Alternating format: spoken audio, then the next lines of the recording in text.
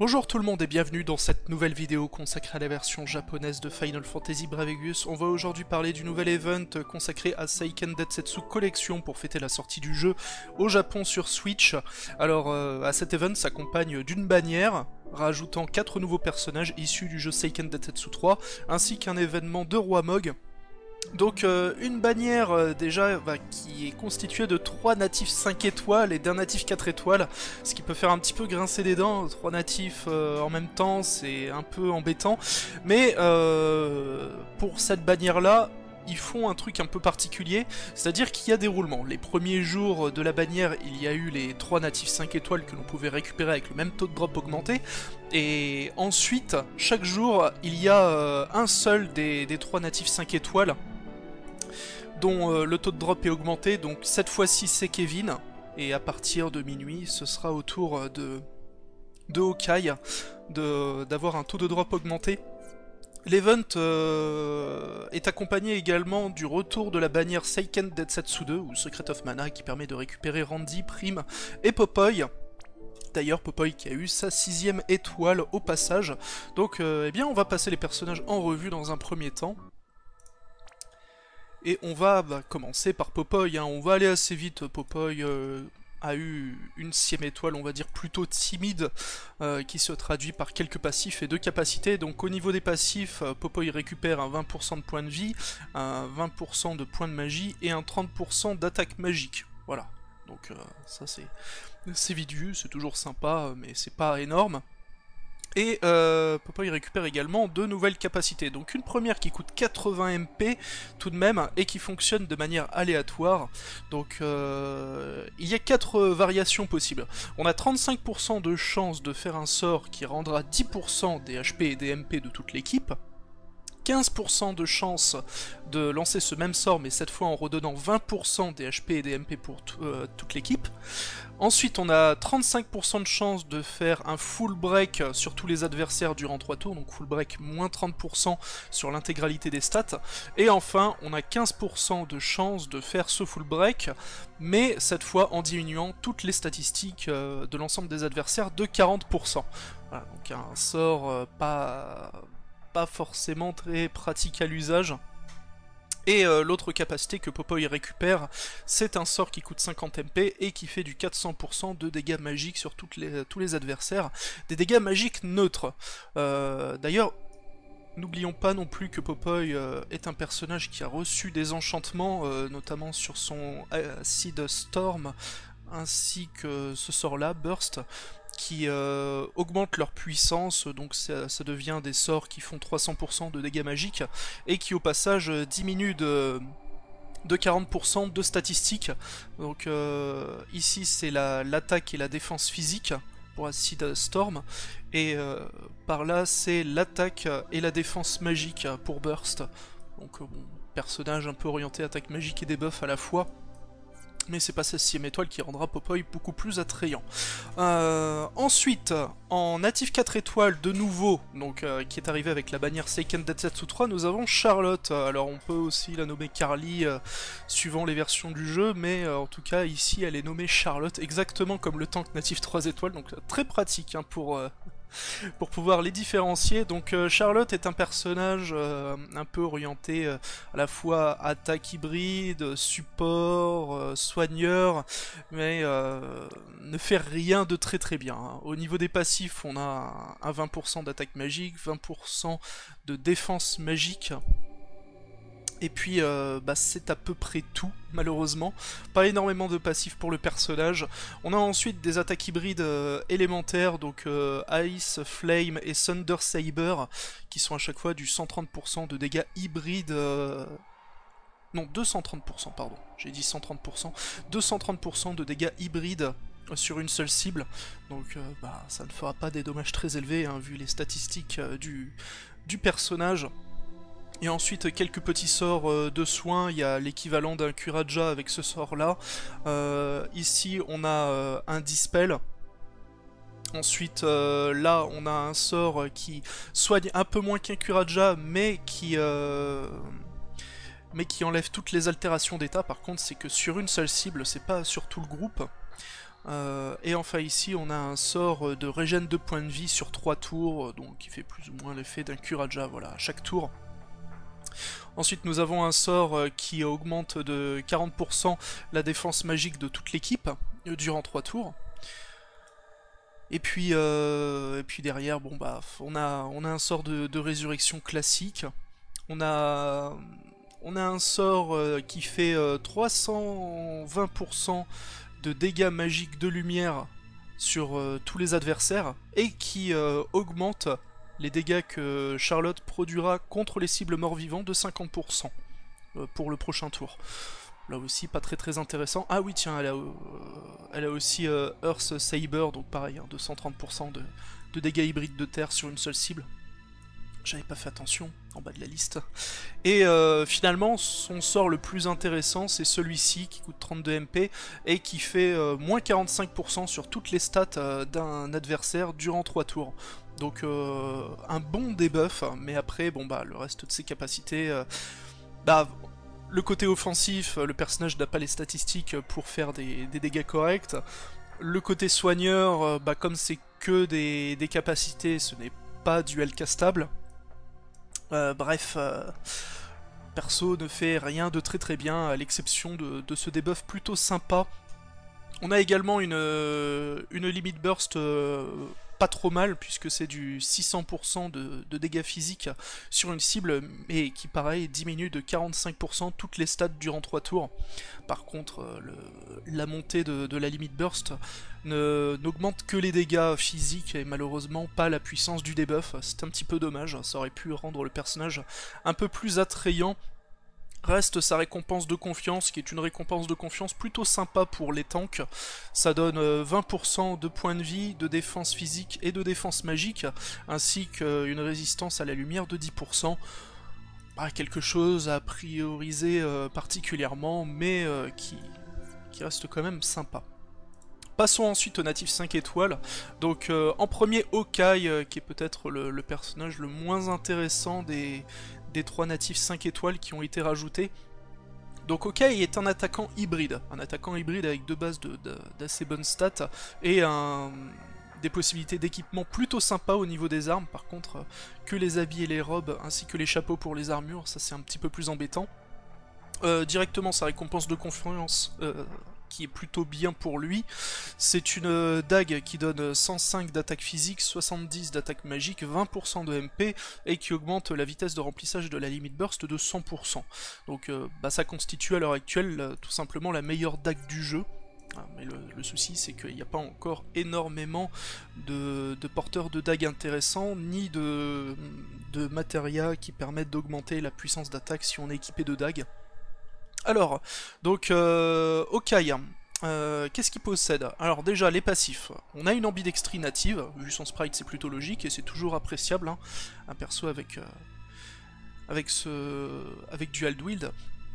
On a un 20% de chance d'esquiver les attaques physiques, un Dagger Mastery, donc qui augmente de 50% son attaque physique s'il est équipé d'une dague, et ce qui est d'ailleurs son seul boost d'attaque physique, donc c'est un petit peu faible. En dessous, on a alors pas un Treasure Hunter, mais ça augmente, enfin ça double les chances de dropper un coffre, et ça augmente également de 100% l'argent que l'on reçoit à la fin d'un combat. Donc ça permet voilà, de rendre Hawkeye plutôt intéressant pour les groupes de farm. Et ces 2 autres passifs, ici on a une immunité à l'aveuglement et 30% d'attaque magique, et par ici une immunité au poison et 20% de points de vie. Voilà, pas énormément de stats en plus sur le personnage, donc de base il est un petit peu faiblard en stats brutes malheureusement, surtout qu'il faut lui équiper au moins une dague pour lui maximiser ses statistiques. Il a également un contre plutôt sympa. Il a 20% de chance de survenir lorsqu'il se reçoit une attaque magique, et il contre-attaquera avec à la fois un debuff qui diminue de 50% l'attaque magique de la cible qui l'a attaqué, et qui augmente en même temps pour Hawkeye sa défense magique de 100% durant 3 tours. Donc pas mal pour sa survie contre des adversaires qui qui frappe magiquement. Et ensuite, ses capacités, donc bon, il a pas mal de capacités assez variées. Il a un petit sort qui a 40% de chance d'endormir. Il a quelques attaques physiques, donc une première qui a 50% de chance de faire 120% de dégâts physiques, ou 50% de chance d'infliger mort instantanée. Ensuite, ce sort à 27 MP, c'est le même sort que le Veritas de Ténèbres qui est vachement utile en PvP. C'est 2 attaques à 160% de dégâts physiques sur tous les adversaires. Donc si on a ambidextrie, évidemment lui il l'a nativement, ça fait 4 attaques d'affilée. Donc plutôt fort, oui, pour le PvP. Ensuite, on a une attaque physique qui fait 400% de dégâts physiques sur 10 hits. Et enfin, une dernière attaque qui fait cette fois-ci du 200% de dégâts physiques x2 sur 5 hits. Voilà, donc en fait c'est plus ou moins les mêmes, sauf que celle-là ça fait direct 400% sur 10 hits, et celle-là ça répartit 200% sur 5 hits, puis re-200% sur 5 hits. Pourquoi pas une espèce de barrage en un peu plus puissant. Ensuite, il a des sorts élémentaires, donc c'est que des sorts hybrides, là. Donc on a un premier sort de lumière qui fait 400% de dégâts hybrides sur tous les adversaires, et assez particulier, au début du tour suivant, ça refera 100% de dégâts hybrides de lumière sur toutes les cibles. Pourquoi pas. Ensuite, le sort de ténèbres fait du 600% de dégâts hybrides sur un seul adversaire et a 30% de chance d'infliger poison ou paralysie. Le sort de feu, lui, fait du 600% de dégâts hybrides sur une cible et a 30% de chance d'infliger confusion. Et enfin, le sort de vent fait du 600% de dégâts hybrides toujours sur une cible et remet 20 MP sur tout le groupe. Toujours sympathique ce genre de petits coups de pouce. On a ensuite des sorts, on pourrait qualifier de ninjutsu, hein, vu l'icône. Donc là aussi c'est des dégâts hybrides. Donc c'est simple, on a 4 éléments différents qui font à chaque fois du 500% de dégâts sur tous les adversaires. Donc on a des dégâts de terre, des dégâts de foudre, des dégâts d'eau et des dégâts de feu. Donc voilà, rien de très très notable là encore. On a une dernière attaque hybride qui fait du 600% sur tous les adversaires, des dégâts de ténèbres, et répartis sur 8 hits. Et qui a également la particularité de diminuer de 30% toutes les résistances élémentaires. Donc c'est sympa, mais juste 30% de debuff élémentaires, c'est un petit peu faiblard. La quasi-intégralité des personnages capables de diminuer les résistances élémentaires le font à au moins 50%. Donc ça sera pas plus pratique que ça, son sort, malheureusement. Et il reste ce dernier petit sort là que j'avais pas évoqué.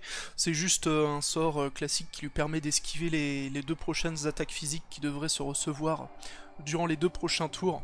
Donc Hawkeye, un petit peu mitigé. Ah oui, puis sa limite burst, c'est du 400% de dégâts physiques avec 50% d'ignore défense, et qui a 45% de chance d'infliger confusion. Là encore, pas une limite burst extrêmement puissante. Alors en fait, le personnage, c'est un peu comme Jiraiya, il a pas mal d'outils, il a des dégâts hybrides sympas, mais niveau stats, il est un petit peu faiblard, ce qui fait que pour l'instant, eh bien, il aura peut-être difficilement sa place dans une équipe où il pourrait remplacer soit un attaquant magique, soit un attaquant physique. Il a pas encore suffisamment de... comment dire, d'arguments pour justifier d'être placé dans un groupe en permanence. Après, c'est à voir au fur et à mesure de ce qui va arriver par la suite, s'il y a des dagues plus puissantes, des daggers mastery que l'on peut farmer et équiper sur les personnages, ou bien lorsqu'il recevra des enchantements qui pourraient lui booster ses dégâts hybrides, ça pourrait changer la donne, mais en l'état, ouais, Hawkeye est peut-être le moins intéressant des 3 natifs 5 étoiles que l'on peut récupérer. Ensuite nous avons Kevin. Donc Kevin, c'est un personnage plutôt simple, hein, pas très prise de tête, c'est un gros finisher physique, extrêmement bourrin, mais qui fait quasiment que du dégât brut et pas grand chose d'autre à côté. Donc commençons immédiatement avec ses passifs. Donc il a 30% de points de vie, 20% d'attaque magique, mais ça on s'en fout un petit peu, 30% d'attaque physique, couplé à un Knuckle Mastery, donc 50% d'attaque physique supplémentaire lorsqu'il est équipé de points. Il a également un autre passif sympa pour les joueurs débutants, plus 200% d'attaque physique s'il ne porte aucune arme. Donc pour ceux voilà, qui feraient un reroll, un contre-reroll et qui choperaient Kevin d'entrée de jeu, même sans lui mettre quoi que ce soit, vous pourrez avoir des stats plutôt correctes pour le personnage. Et vu que les meilleurs points sont pas obtenables forcément tout de suite quand on commence le jeu, c'est quelque chose d'assez appréciable. Étant donné qu'en plus il n'a pas énormément de variété d'équipements, hein, sa meilleure combinaison à la limite c'est en le jouant soit en double hand soit en ambidextrie avec des points et des lances, c'est ce qu'il y a de plus puissant, donc pas forcément très simple pour un joueur débutant. Il a aussi un auto-refresh en plus, et puis c'est à peu près tout. Il a un contre, mais ça on va en parler un petit peu après. On va d'abord causer de ses autres capacités. Ah oui, il a aussi un dernier passif, j'avais oublié, qui augmente de 60% son attaque physique et magique lorsque les points de vie tombent en dessous de 40%. Bon, pas un buff très intéressant, donc on passera rapidement dessus. Donc, il possède quelques petits sorts de soutien vite fait. Il a un sort qui augmente de 200% la vitesse de remplissage de la limite burst d'une cible pendant 4 tours. Ce qui est cool, c'est que c'est pas que sur lui-même, voilà, on peut choisir la cible qui bénéficiera de ce buff. Donc ça, c'est assez intéressant, suivant sur quel personnage on le met. Il a un sort de soin, ce qui est ni plus ni moins qu'un Kuraja, mais qui est en capacité spéciale, donc pas dual castable. Il a un petit sort hybride, donc ça fait du 155% de dégâts hybrides, donc les dégâts sont dérisoires, mais ça aura pour effet de soigner, de remettre 20 MP à toute l'équipe. Donc sympa, mais bon, pour le coup, le sort de Hawkeye était un peu plus intéressant en la matière. Et il a aussi un petit buff qui lui augmente son attaque physique de 80% durant 4 tours. Là par contre c'est uniquement sur lui-même et pas sur une cible que l'on choisit. Et il possède de base 3 attaques physiques. Donc une première qui fait du 180% de dégâts physiques sur tous les adversaires et répartie sur 3 hits. Celle-ci qui fait 2 fois 190% de dégâts physiques, donc avec ambidextrie ça fera 4 attaques, une sorte de barrage plus puissant, et son plus gros coup qu'il a de base, c'est celui-ci, qui fait du 330% de dégâts physiques en ignorant la défense de 25%. Donc plutôt dans la moyenne des gros cogneurs finishers. Et enfin, un peu comme Baltier ou le Veritas de feu, il possède un contre qui a 20% de chance de survenir lorsqu'il se reçoit une attaque physique ou magique, et qui à la fois lui augmente de 110% son attaque physique durant 2 tours, et lui donne accès au tour suivant également à une nouvelle attaque, qui fait cette fois-ci du 780% de dégâts physiques en irant la défense de 25%. Donc là, on a un très gros multiplicateur, il peut cogner comme une brute. Par contre, contrairement à Baltier et au Veritas de feu, lui il a que 20% de chance de faire proc cette contre-attaque, alors que les deux autres avaient 30% de chance, ce qui est un peu mieux. Là, lui, il a un peu moins de possibilités, mais par contre, là, il a de très grosses stats d'attaque, de bons passifs. Si on arrive à l'équiper correctement, il pourra atteindre des valeurs vraiment très élevées en attaque physique, et il frappe comme une brute, mais il est limité qu'à ça, qu'à frapper comme une brute. Donc je dirais qu'il est quand même un peu moins intéressant que Baltier ou le Veritas de feu, puisqu'ils peuvent en plus diminuer les résistances élémentaires. Le Veritas de feu a également quelques passifs plus intéressants que Kevin. Donc bon, il y a également sa limite burst qui fait de base du 880% de dégâts physiques sur tous les adversaires.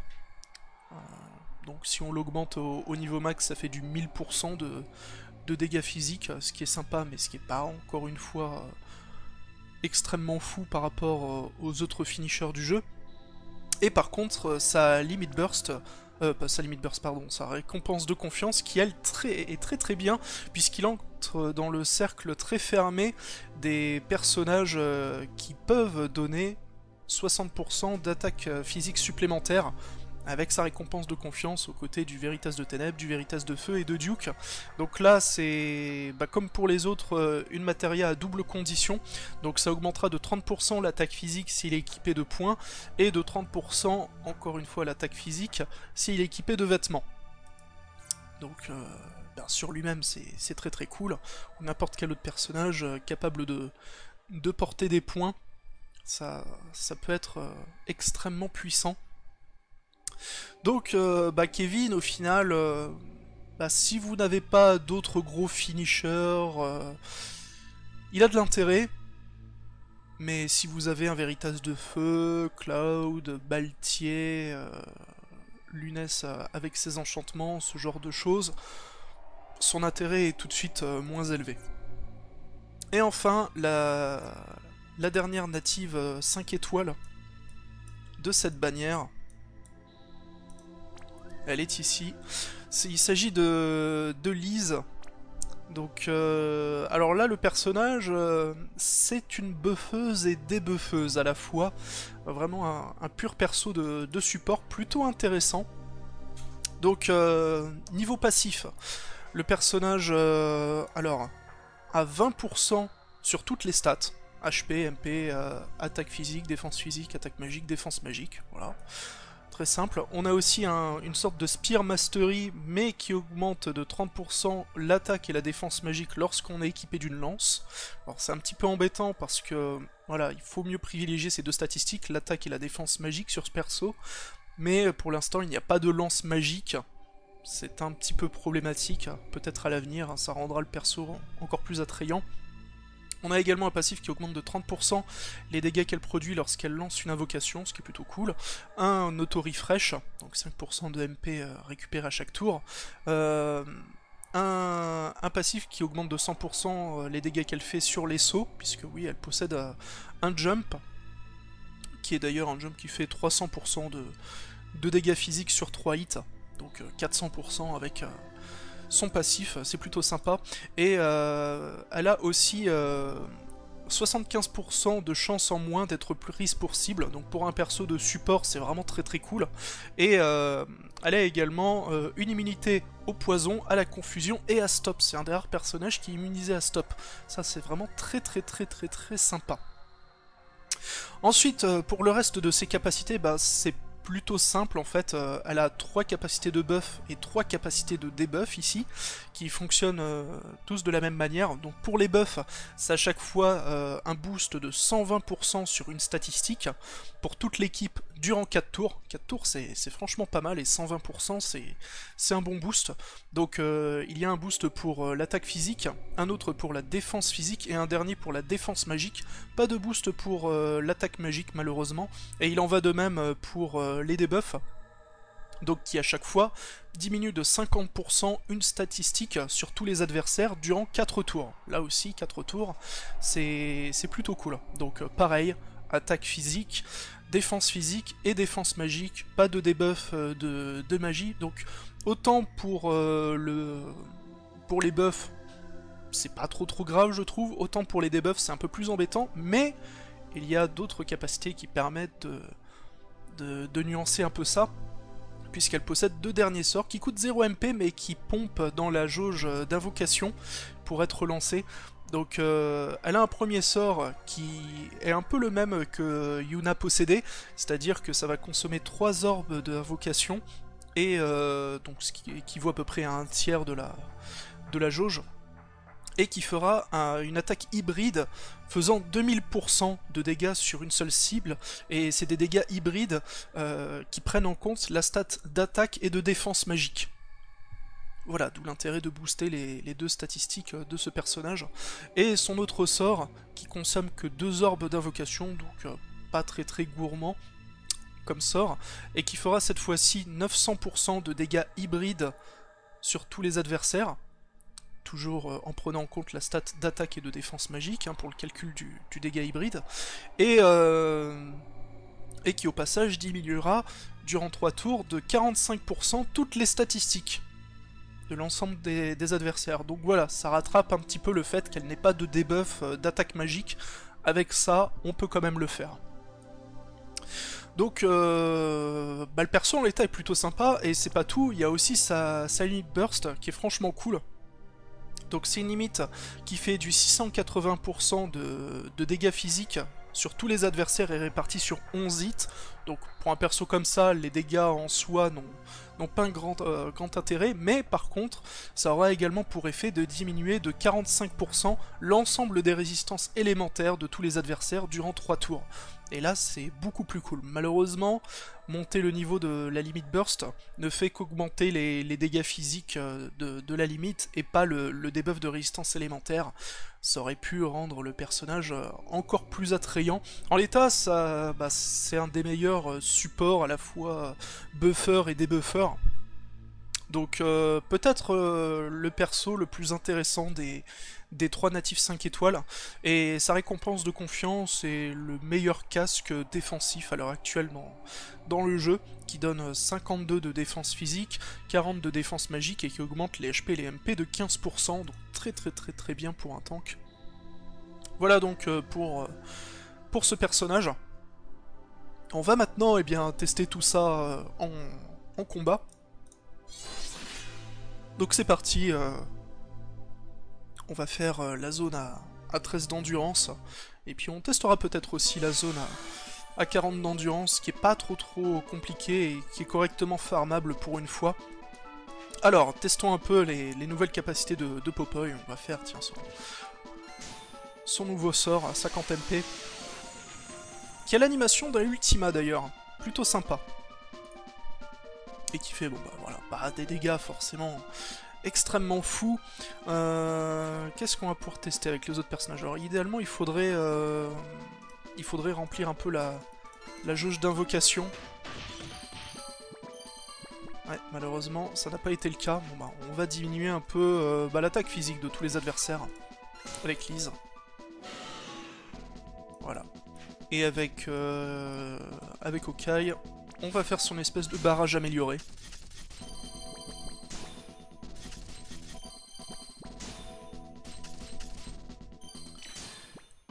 Qui est plutôt efficace, mine de rien.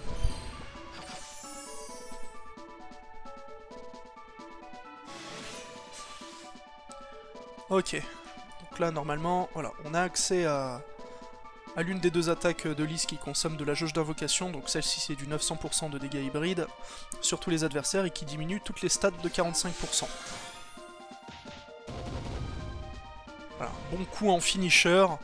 Voilà, le perso peut être utilisé aussi en finisher, mais un peu de manière différente. On va tester, tiens, aussi l'attaque de Charlotte, qui donc fait des dégâts de lumière et qui en même temps, voilà, met ce petit buff qui augmente donc pour le prochain tour de 50% les dégâts qu'elle produit contre les morts vivants. Pas plus intéressant que ça, mais bon. Tiens, on va tester une des attaques élémentaires de Okai. Donc ça a fait des dégâts de hybride de lumière, et au prochain tour, ça refera à nouveau des dégâts au début du tour. On va faire ce sort là avec Popeye. Qu'est-ce que ça va faire? 10% de HP et de MP sur toute l'équipe. Juste débuffer l'attaque de ce mob avec Lise.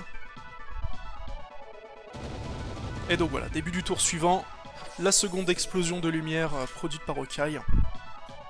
Comme prévu. Ok. J'aimerais bien avoir un peu plus d'orbe d'invocation. Voilà, parfait. Pour faire l'autre attaque de Lise. Donc cette fois son 2000%.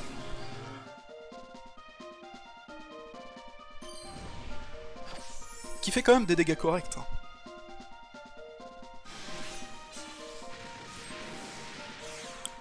Ok, reste le boss. Alors, qu'est-ce qu'on va faire? Bah tiens, le sort qui diminue de 45% toutes les stats avec Charlotte, ce qui est plutôt sympa.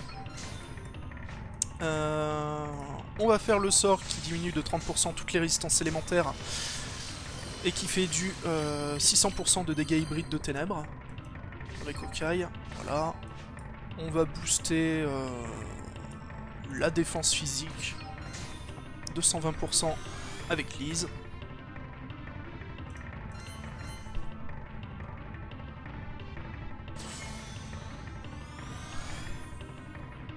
Voilà, rien de très dangereux. Et on va achever le boss avec la plus grosse attaque physique de Okai.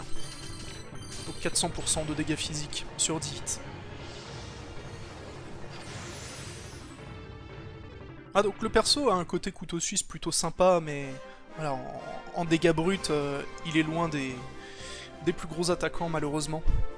C'est ça son défaut. Ce qui est bien dommage, hein, parce que le perso est assez stylé. On va aller essayer Kevin maintenant. Pour voir également ce que le personnage vaut. Donc voilà, un Kevin dans le tas, parfait. On va pouvoir aller le tester.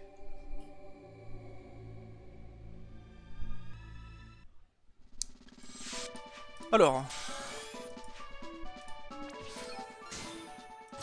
on va volontairement peut-être temporiser. J'aimerais bien aussi montrer sa limit burst, parce qu'elle est plutôt sympa. Ah, pour ceux qui n'ont peut-être pas joué à Seiken Densetsu 3, sachez que le personnage de Kevin, en fait, peut se transformer en loup-garou une fois la nuit venue. Donc ça se traduit par sa limit burst. Mais il a fait proc son contre, donc on va plutôt commencer par mettre une grosse patate, que vous puissiez constater que le personnage fait quand même plutôt mal. Voilà, 2 fois 800 000. Sans qu'on ait aidé avec une chaîne ou quoi. Donc, le personnage fait partie des plus gros finishers du jeu, hein, sans aucun doute. Hein. Ça c'est très clair.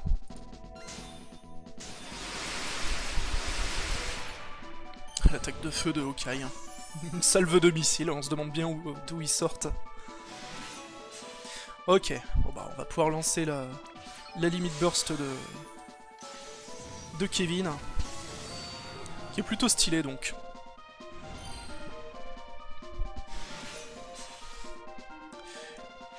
Et son attaque physique que l'on peut utiliser la plupart du temps lorsque son contre n'est pas actif. Voilà, qui fait des dégâts tout à fait corrects. Hein. On n'est pas loin on va dire du 500% de dégâts physiques de base. Et avec son contre, c'est un peu plus de 1000% de dégâts physiques. Hein. Donc le perso a vraiment du répondant. Ah, cet adversaire a été résistant au vent, bon, pas très grave. Qu'est-ce qu'on pourrait faire avec lui? Cette attaque-ci.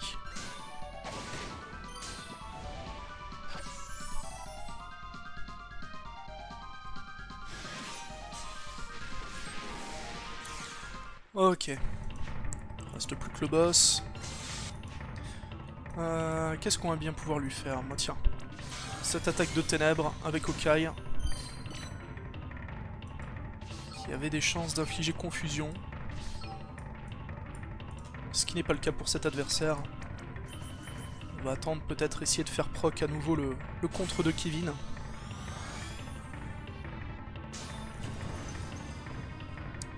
Qui n'a malheureusement pas fonctionné ce coup-ci.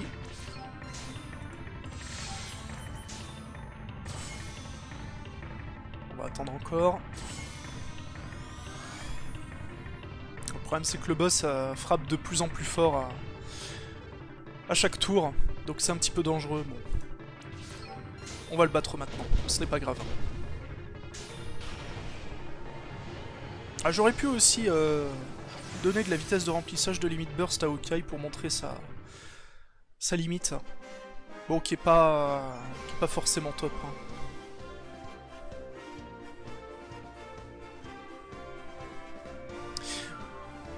Mais oui, donc des personnages dans l'ensemble qui sont sympas, mais qui ne sont pas forcément beaucoup plus énervés que ce que l'on a eu précédemment.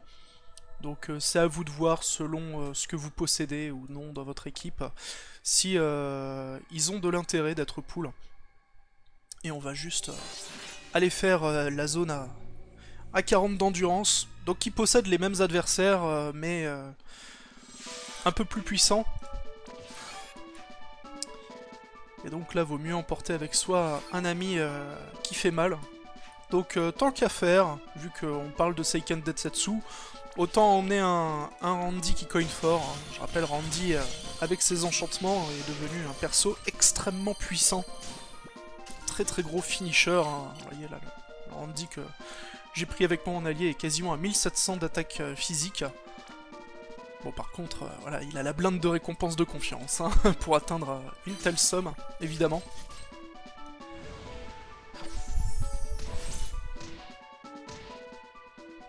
Oh là, mon dieu. La pauvre Charlotte, qui a pris un petit peu cher. D'ailleurs, je me rends compte que j'aurais peut-être dû prendre un autre perso pour m'accompagner. Généralement, pour la zone à 40 d'endurance, à la place de Popeye, je prends plutôt un perso comme Lunella pour buffer toutes les stats. Parce que sinon, les adversaires ont tendance à faire un peu trop mal. Donc on va voir comment ça va se passer, j'espère que je vais réussir à passer le combat. Bon, après, il y a tout de même Randy qui carry pas mal. Ça devrait le faire, du moins je l'espère. Oh, quoique il risque d'y avoir des morts avec cet ennemi-là. Voyons. Ah oui, on prend cher. Bon, ce n'est pas grave. Hein. On est encore vivant.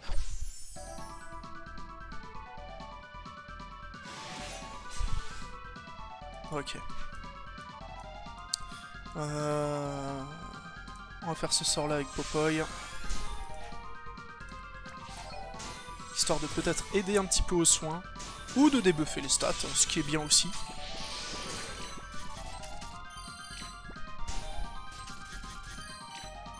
Allez, ne me tue pas s'il te plaît. Ouais. Ça va pas fort. Ok.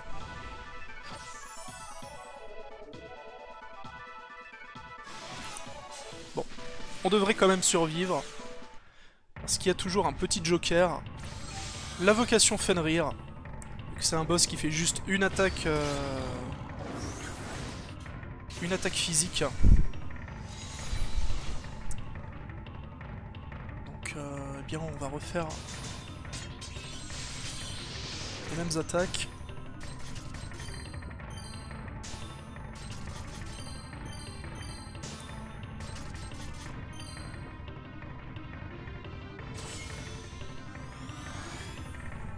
Voilà, on a tout esquivé, c'est parfait. On va tenter la limite burst de Randy, je sais pas si ça va suffire. Je l'espère. On verra bien, de toute façon, on a guère le choix. Ah, ça tue presque. Bon, faut juste espérer qu'il y ait au moins Okai ou Andy qui survivent. Ah non, malheureusement. Il avait boosté un peu trop ses stats. Ah bah tant pis. Les accidents, ça arrive. J'aurais survécu si j'avais emmené Lunella avec moi. J'ai été bête. Ce n'est pas grave. Mais voilà, cette zone-là est davantage farmable. Donc elle donne globalement le triple de ressources par rapport à la zone à 13 d'endurance. Donc voilà, ça reste rentable. Et les lapins bonus... viennent plus souvent, donc les types d'ennemis qui donnent un peu plus de bonbons à échanger auprès du roi Mog. On a également le retour de l'event Seiken Densetsu 2 pour ceux qui l'avaient loupé. Voilà, donc on peut se refaire quelques lapis là-dessus. Et on va aller faire un petit coucou au roi Mog hein, pour voir ce qu'il a à nous proposer cette fois-ci. Donc, comme d'habitude, hein, on a les tickets, 10 tickets normaux et 3 tickets assurant un natif 4 étoiles minimum. Au niveau des équipements, donc on a un arc qui a juste 30%, 30 points d'attaque physique, qui donne aussi, il me semble, un Beast Killer peut-être, enfin je sais plus quel buff il donne, mais bon voilà, c'est pas une arme très intéressante. On a ensuite un chapeau qui donne 12 points de défense physique et 20% de défense magique, un peu plus sympa. On a le retour aussi des équipements de Secret of Mana, donc en plus ça tombe bien, j'avais oublié de le prendre à l'époque. Donc un chapeau qui donne 20 de défense physique, 20 de défense magique et 5% de résistance à tous les éléments. C'est toujours bon à prendre en free-to-play. Ah oui, il y a aussi ce fouet. À 45 d'attaque physique, là aussi pas très fou. Déjà beaucoup mieux, on a un point à 92 d'attaque physique et qui fait des dégâts de lumière. Il n'y avait pas de point jusqu'à présent qui faisait des dégâts de lumière, donc ça c'est un item à prendre. On a aussi cet habit là qui est plutôt cool, qui donne 10 d'attaque physique et 34 de défense physique. Donc comme c'est un habit, c'est parfait pour Hawkeye ou pour Kevin. Et un bracelet qui donne 20 points dans les 4 stats principales, attaque physique, attaque magique, défense magique. Bon, pas la folie, mais pourquoi pas récupérer. On a également quelques petites matériels qui augmentent légèrement les stats. On a les matériels exclusifs de Prim, Popoy et Randy qui à l'heure actuelle n'ont plus grand intérêt. Un 15% de points de vie. À 12 000 bonbons par contre on a un double end que l'on peut récupérer. Voilà, la récompense de confiance de Bartz. Donc ça c'est cool, la dernière fois on avait eu une ambidextrie comme ça. Là c'est un double end, à voir la prochaine fois ce qu'ils nous proposeront. Peut-être un dual cast. Truc comme ça, les habituels Pampa, pot de Limit Burst, Trust Moogle, etc. On a également les Trust Moogle 5% pour des persos précis, donc là encore une fois beaucoup trop coûteux pour ce que c'est. Je crois qu'il y en a un qui concerne l'Empereur, un autre Dark Knight Cecil, le dernier je sais plus exactement pour qui c'est. Il y en a un qui est pour Van, je crois que... Van ou je sais plus qui. Non, c'était pour Miyuki, voilà. Il y en a un pour Miyuki, il y en a un pour Sirius, je crois, un pour Medius. Moi je me rappelle plus exactement, mais bon, c'est pas très intéressant. Et enfin les matériaux d'éveil comme d'habitude, les Star Quartz, les objets, les consommables, et enfin les Ultra Crystes, donc les cristaux T5 pour les enchantements, que l'on peut acheter une fois par couleur à 100 000 bonbons, ce qui est toujours très cher. Voilà, donc un event de Roi Mog, tout ce qu'il y a de plus classique. Et donc pour ce qui est de l'event Seiken Densetsu, pour l'instant c'est tout, mais à partir du 8 juin, il y aura un nouveau combat qui débarquera contre a priori un boss de Seiken Densetsu 1 et qui permettra entre autres de récupérer en unité gratuite le héros justement de ce jeu, Seiken Densetsu 1, un peu de la même manière que Maxwell à l'époque de Bref Frontières, voilà, en faisant l'une des missions facultatives au cours de ce combat, on pourra débloquer ce personnage qui est un natif 5 étoiles, qui peut aller jusqu'à 6 étoiles. Le perso a déjà été dataminé, mais on en reparlera une fois le combat sorti. Il est plutôt sympa en tout cas pour un perso gratuit. Mais voilà, en tout cas c'est tout pour le moment. Encore une fois, ce qu'il faut retenir de la bannière, c'est que bon, elle est pas forcément extrêmement intéressante. Charlotte, la native 4 étoiles, est plutôt faible. Les trois autres natifs 5 étoiles, Hawkeye, Liz et Kevin, sont sympas, mais c'est suivant ce que vous avez. Hawkeye est un peu faiblard, Kevin c'est un gros bourrin, mais si vous avez déjà d'autres gros finishers natifs 5 étoiles, ça vaut peut-être pas bien le coup de le pull. Quant à Liz, c'est une bonne buffeuse et débuffeuse, mais si vous avez déjà un personnage ou plusieurs dans votre équipe qui a ce rôle et que vous estimez qu'elle fera pas beaucoup mieux que ce que vous avez déjà, voilà, ça vaut pas forcément bien le coup. Elle a quand même des arguments, et en plus d'avoir des possibilités de finisher elle aussi, plutôt sympa, donc si je devais vous conseiller de pull sur un personnage, ce serait Lise plutôt, mais voilà, c'est pas un indispensable. Dans tous les cas, c'est tout pour cette vidéo, merci d'avoir suivi ça en ma compagnie. Sur ce, je vous fais des bisous moustachus, et je vous souhaite bon jeu sur la version japonaise de Final Fantasy Bravecvus.